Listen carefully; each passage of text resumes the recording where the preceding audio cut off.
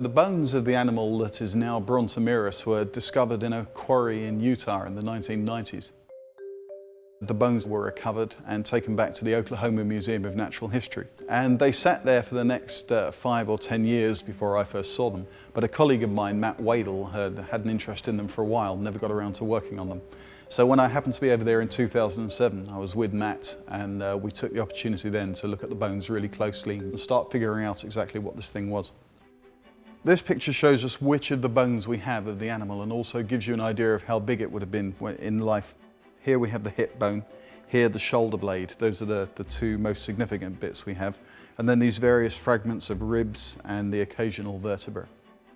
This is a photograph of the hip bone, which is the most informative of the bones of the new animal.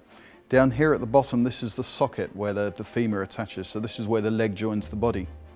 And you can see that here at the front, sticking out ahead of that, is this huge blade of bone where a lot of muscle would have attached. And let me show you how that compares with a couple of animals here at the Grant Museum. So here we have the hip of a false gharial. It's closely related to crocodiles. This is the socket where the femur joins the hip. And you can see here that this bone here, this is the equivalent of the one that we have in Brontosaurus, has almost no bone coming out here forward ahead of that socket. Whereas in this baboon, this blade of the hip bone is much, much longer. You can see it coming out forward here.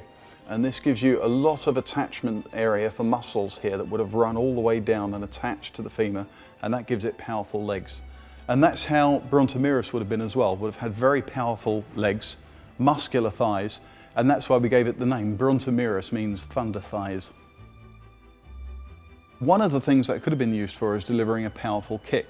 What's most likely is that that kicking behaviour would have initially involved as a way for males to compete for the attention of females, dominance displays.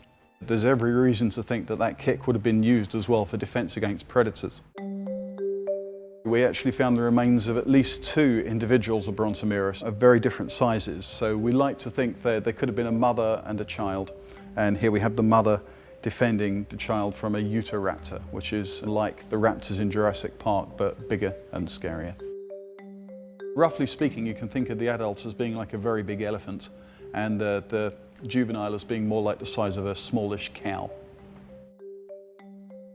There are museums all around the world that are full of specimens that there's so much work waiting to be done on them, which is why an armchair paleontologist like myself never has to actually go out into the field and get my hands dirty. I don't have to dig.